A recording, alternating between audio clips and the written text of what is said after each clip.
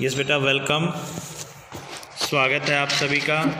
आज हम पढ़ रहे हैं चौथा संकरण। देखिए, हम पढ़ रहे हैं संकरण। पहला संकरण हमने पढ़ लिया था sp3 संकरण, ठीक है। दूसरा संकरण हमने पढ़ लिया sp2 संकरण, और तीसरा संकरण भी हमने पढ़ लिया sp संकरण, ठीक है। sp3 संकरण हमने पढ़ लिया, sp2 संकरण हमने पढ़ लिया, और sp संकरण भी हमने पढ़ लिया, ठीक है। तो ये संकरण हम पढ़ चुके हैं और इनकी वीडियो मैं आपको भेज चुका हूँ, ठीक है। चौथा संकरण आज हम पढ़ रहे हैं dsp2 संकरण, ठीक है बेटा। तो इस संकरण को आज मैं पढ़ाने जा रहा हूँ आपको। देखिए, dsp2 संकरण में क्या होगा, इसका एग्जाम्पल होता है NiCN का होल 4 2 नेगेटिव। देखिए, जिसमें D पहले आ जाता है वो उपसहसंयोजक यौगिक बनाता है। उपसहसंयोजक यौगिक क्या है अपन आगे पढ़ेंगे, फिलहाल आप ये जान लो कि ये उपसहसंयोजक यौगिकों में होता है। और उपसहसंयोजक यौगिकों में देखिए, ये एक एग्जाम्पल है। इसको कैसे बनाते हैं, कैसे इसमें संकरण का पता लगाते हैं, वो सारा मैं इसके एग्जाम्पल से समझाता हूँ, ठीक है। सबसे पहले जो केंद्रीय परमाणु है ये वाला, इसको बोलते हैं केंद्रीय धातु आयन, और बाकी जो इस पे जुड़ रहे हैं इनको बोलते हैं लिगेंड। तो ये तो है लिगेंड और ये है केंद्रीय धातु आयन। तो सबसे पहले केंद्रीय धातु आयन जो है उसकी ऑक्सीकरण अंक निकालेंगे। तो इसका ऑक्सीकरण अंक हम मान लेते हैं x, इसका ऑक्सीकरण अंक मान लेते हैं x, प्लस कितने लिगेंड जुड़ रहे हैं, 4, और एक CN का ऑक्सीकरण अंक होता है -1। ये फिक्स है, याद करने वाली बात है। एक CN का ऑक्सीकरण अंक होता है -1। तो टोटल क्या हो गया इसका, -2। कुल जो हो गया कितना हो गया, -2। तो अब इसमें x का मान ज्ञात कर लेंगे हम। x प्लस माइनस 4 एकम 4 बराबर -2।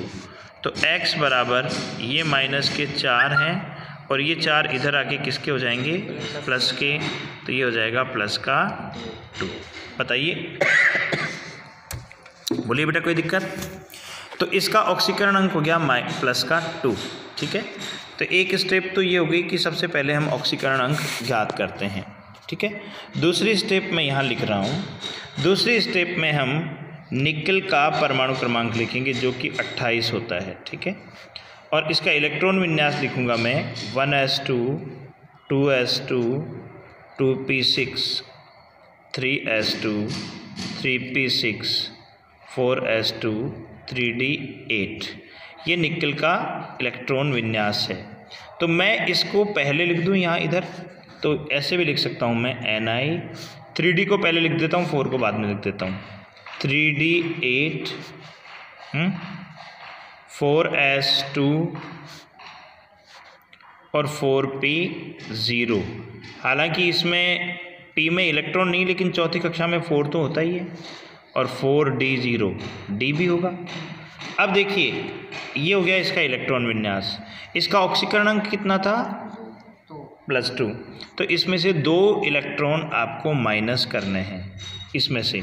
और हमेशा ध्यान रखो बेटा, इलेक्ट्रॉन बाह्यतम कक्षा से बाहर निकलते हैं। तो जैसे 4s, इसकी बाह्यतम कक्षा 3rd है कि 4th है, 4। तो इसमें से 2 इलेक्ट्रॉन हम निकालेंगे। तो ये हो जाएगा Ni2+, जब इसमें से 2 इलेक्ट्रॉन निकलेंगे तो ये हो जाएगा, तो 3d8 तो हो जाएगा ये, और ये हो जाएगा 4s0, ये 4p0 और ये 4d0। समझ में आया, बोलिए, हैं। तो अब देखिए, ये हो गया ये। अब इनके हम बॉक्स बनाएंगे। D के कितने बॉक्स बनाऊं मैं, 5।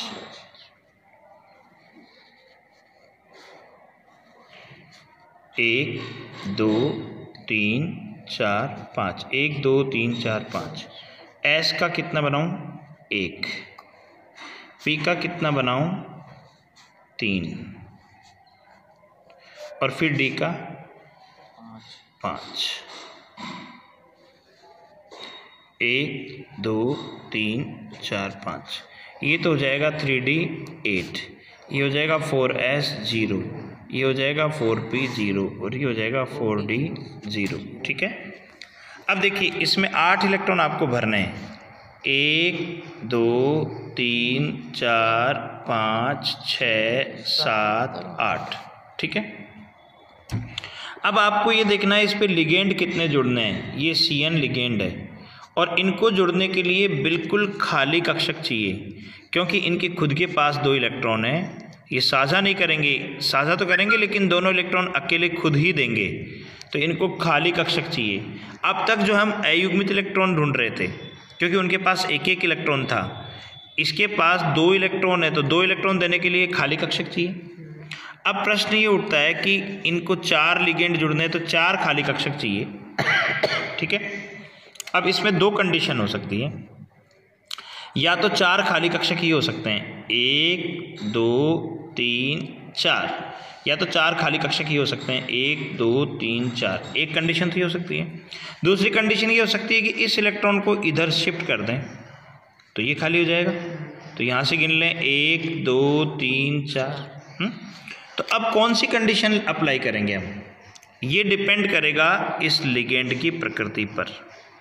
देखिए लिगेंड 2 प्रकार के होते हैं, एक प्रबल क्षेत्र लिगेंड, प्रबल क्षेत्र लिगेंड, और एक होता है दुर्बल क्षेत्र लिगेंड। ठीक है बेटा, एक तो होता है प्रबल क्षेत्र लिगेंड और एक दुर्बल क्षेत्र लिगेंड, जिनमें कार्बन या नाइट्रोजन या दोनों हों वो तो प्रबल क्षेत्र होते हैं और बाकी शेष सभी दुर्बल होते हैं। तो इसमें कार्बन है और नाइट्रोजन भी है, दोनों ही हैं, तो ये प्रबल क्षेत्र हुआ कि दुर्बल क्षेत्र? तो ये होगा प्रबल क्षेत्र। मैं फिर से बता रहा हूँ बेटा, देखिए जिन लिगेंडों में या तो कार्बन हो या नाइट्रोजन हो या दोनों हो वो प्रबल क्षेत्र लिगेंड कहलाते हैं, और जिन लिगेंडों में दुर्बल क्षेत्र लिगेंड वो होते हैं बाकी सभी जिसमें कार्बन भी नहीं हो नाइट्रोजन भी नहीं हो। ठीक है, तो देखिए ये प्रबल क्षेत्र है क्योंकि कार्बन भी है इसमें, नाइट्रोजन भी है। तो अगर प्रबल क्षेत्र लिगेंड होता है ना तो वो आगे एडजस्ट नहीं करेगा, वो क्या करेगा, इसको इधर भेजेगा। ध्यान से देखो, इधर देखो बेटा, ये इलेक्ट्रॉन अगर इसमें से इसमें आएगा तो कब आएगा, जब प्रबल क्षेत्र लिगेंड होगा। तो अगर दुर्बल होता ना तो फिर ये 4 आगे के ले लेता, 1 2 3 4, लेकिन यहाँ प्रबल है तो प्रबल जो है इसको इधर शिफ्ट करेगा, तो जो इसकी जो नई कंडीशन बनेगी वो ये बन जाएगी 1 2 3 4 और ये 5, ये S, ये P और ये D, 1 2 3 4 5, 3D8, 4S0, 4P0, 4D0। इसमें आपको ये इलेक्ट्रॉन इसमें भेजना है तो ये हो जाएगा 1 2 3 4 5 6 7 8, ये हो गया 0। अब यहाँ से गिनेंगे हम 1 2 3 4, यानी एक D, एक S और 2 P, तो इसमें संकरण कौन हो गया, DsP2 संकरण, DsP2 संकरण है ना। इस DsP2 संकरण में 1 2 3 4 5, ये S, ये P और 1 2 3 4 5, ये 3D8, ये 4S0, ये 4P0 और ये 4D0, ये 1 2 3 4 5 6 7 8, ये हो गया DsP2 संकरण।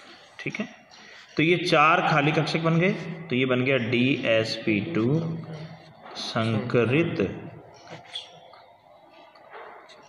कक्षक। ठीक है बेटा, अब देखिए ये चारों sp3d संकरित कक्षक, जैसे ये Ni, ये समतल वर्गाकार ज्यामिति में व्यवस्थित होंगे, ये समतल वर्गाकार ऐसे, और इन सब के बीच 90 डिग्री का कोण बनेगा। इसमें भी 90, इसमें भी 90, इसमें भी 90, इसमें भी 90। अब देखिए यहाँ पे एक CN जुड़ जाएगा, यहाँ पे दूसरा CN जुड़ जाएगा, यहाँ पे तीसरा CN, यहाँ पे चौथा CN। तो इसको बड़े ब्रैकेट में बंद करो, इसके ऊपर 2 लगा दो। ये बन गई इसकी ज्यामिति। ठीक है बेटा, तो ये हो गया आपका DsP2 संकरण। समझ में आ गया? चलो अब हम बात करते हैं sp3d संकरण की। अगला जो संकरण है उसे हम लेते हैं 5वें नंबर का जो संकरण है वो है sp3d संकरण। देखिए बेटा, जैसा कि नाम से ही पता लग रहा है, एक S 3 P और एक D। कितने संकरित कक्षक बनेंगे? 3 और एक 4 और एक 5। तो इस प्रकार के संकरण में कुल 5 sp3d संकरित कक्षक बनते हैं। तो इसमें देखिए, एक तो S 3 P और एक D। टोटल कितने हो गए? 5 sp3d संकरित कक्षकों का निर्माण होता है। तो इस प्रकार के संकरण में 5 sp3d संकरित कक्षक बनते हैं, जो एक S 3 P तथा एक D है ना। इस प्रकार के संकरण में एक S 3 P तथा एक D कक्षक परस्पर मिलकर 5 sp3d संकरित कक्षक बनाते हैं। ये पांचों sp3d संकरित कक्षक किस ज्यामिति में व्यवस्थित होते हैं अभी हम बताएंगे। बता ही देता हूँ। ये पांचों देखिए समतल त्रिभुजीय, ये समतल त्रिभुज हो गया, 3 तो ये हो गए, 1 2 3। ठीक है, तो 1 2 3 ये तो समतल त्रिभुज।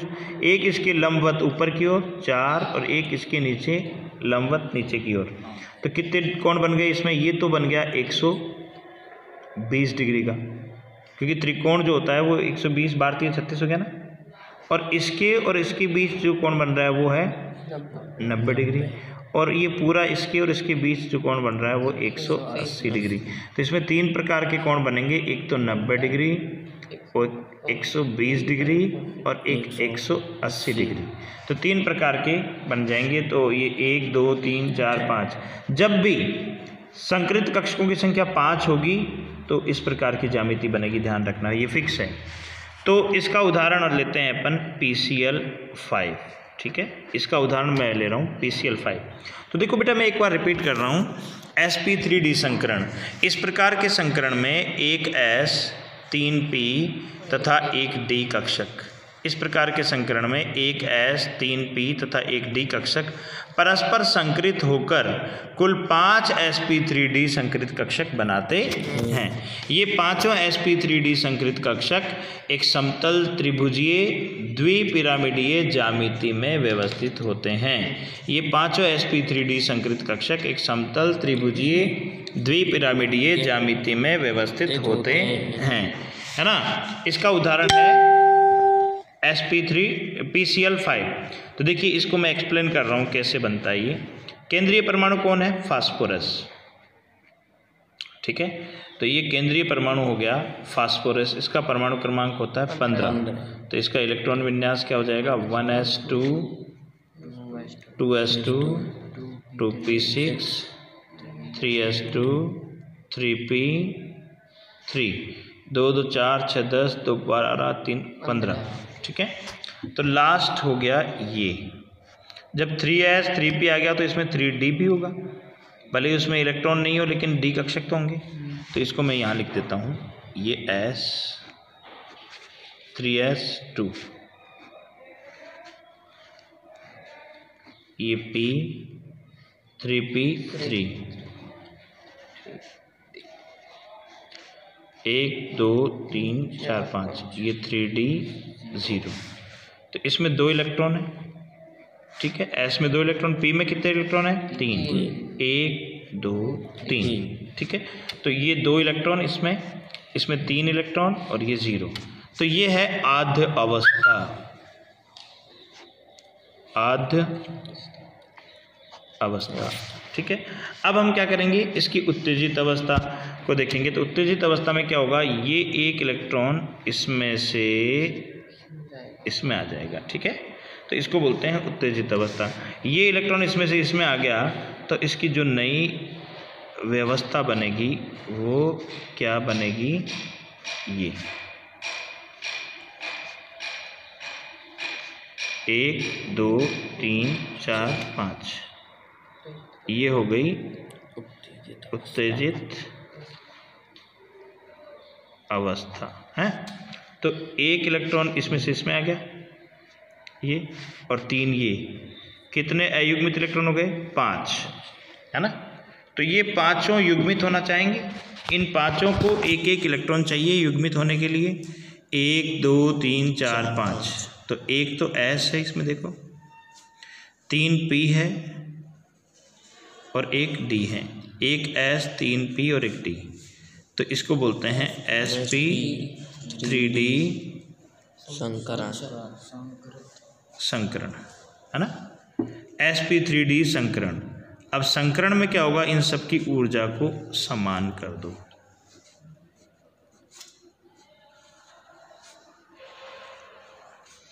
एक 2 3 4 5, तो sp3 ये D है, इसको बोलते हैं sp3d संकरित कक्षक। sp3d संकरित कक्षक, इन सब के पास एक एक इलेक्ट्रॉन है। ये सब युग्मित होकर क्या बनाना चाहेंगे, 2 2। तो एक एक Cl इनसे साझा कर लेगा एक एक इलेक्ट्रॉन का। ये Cl एक इलेक्ट्रॉन का साझा इससे, ये Cl एक इलेक्ट्रॉन का साझा इससे, ये Cl एक इलेक्ट्रॉन का साझा इससे, ये Cl एक इलेक्ट्रॉन का साझा इससे। तो एक एक क्लोरीन परमाणु अपने एक एक इलेक्ट्रॉन का इनसे साझा करके इनके साथ सहसंयोजक बंध बना लेगा। तो ये बीच में तो आ गया फास्फोरस, 1 2 3, 4 5, इन सब पे एक एक Cl जोड़ दो, ठीक है। तो इस ज्यामिति को बोलते हैं समतल त्रिभुजीय, या यहाँ लिख देता हूँ मैं, इस ज्यामिति को बोलते हैं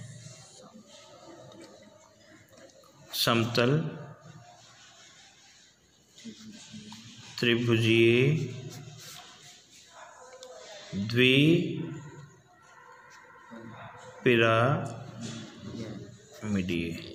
तो समतल त्रिभुजीय द्विपिरामिडीय, समतल त्रिभुज बन गया और 2 पिरामिड बन गए ऊपर और नीचे, तो इसलिए इसको बोलते हैं समतल त्रिभुजीय द्विपिरामिडीय, ठीक है, समझ में आ गया। तो ये है PCl5 यानी कि sp3d संकरण। चौथा संकरण हम लेते हैं, आज एक और कर लेते हैं, इसको बोलेंगे छठा, सॉरी 5वां हो गया क्या, छठा, हाँ, sp3d2 संकरण। इसमें कितने बनेंगे बताओ टोटल संकरित कक्षक, 3 2 5 और 1 6। और कौन कौन से कितने कितने कक्षक भाग लेंगे, एक तो S 3 P और 2 D, है ना। तो इस प्रकार के संकरण में एक S 3 P और 2 D कक्षक, एक S, ठीक है, 3 P तथा 2 D कक्षक परस्पर संकरित होकर 6 sp3d2 संकरित कक्षक बनाते हैं, है ना। इस प्रकार के संकरण में एक S 3 P तथा 2 D, इस प्रकार के संकरण में एक S 3 P तथा 2 D कक्षक परस्पर संकरित होकर 6 sp3d2 संकरित कक्षक बनाते हैं। और ये 6 sp3d संकरित कक्षक एक समतल वर्गाकार द्विपिरामिडीय ज्यामिति में व्यवस्थित होते हैं। ठीक है, अब कैसे समतल वर्गाकार, पहले समतल वर्ग बनाओ। 1 2 3 4, ये समतल वर्ग बन गया। 4 हो गए, 1 2 3 4, ये 5 और ये 6। अब देखिए इसको, ये हो गया समतल वर्गाकार द्विपिरामिडी। अगर इसको और इसको हम मिला दें तो ये एक फलक बन गया। इसको और इसको मिला दें, ये 2 फलक बन गए, एक इधर वाला और एक पीछे वाला। कितने फलक हो गए? 4। तो 1 2 3 और ये पीछे वाला ये 4। ऐसे ही 4 फलक नीचे की ओर, तो 4 फलक तो ऊपर और 4 फलक नीचे, तो टोटल कितने फलक बन गए? 8। इसलिए इसको हम अष्टफलकीय भी कहते हैं। तो इस प्रकार देखिए, इसमें 4 फलक तो ऊपर से बन गए और 4 फलक ही नीचे, इसलिए इसको हम अष्टफलकीय भी कह सकते हैं। इसका उदाहरण है SF6। इसका उदाहरण है SF6। तो ये SF6 मैं आपको बनाकर बताता हूँ। देखिए SF6 में केंद्रीय परमाणु कौन है? सल्फर। सबसे पहले सल्फर का परमाणु क्रमांक लिखेंगे हम 16। 1s2 2s2 2p6 3s2 3p6 4s2 ज़्यादा है सर, ज़्यादा 4 आएंगे, 4 आ जाएगा। ठीक है, ठीक है, तो ये हो जाएगा। तो ये हो जाएगा 2 2 4 6 10 2 12 4 16। ठीक है, तो इसको हम लास्ट वाला ले लेंगे यहाँ पे। तो 3s2 3p4 3d0, तो एक S 3p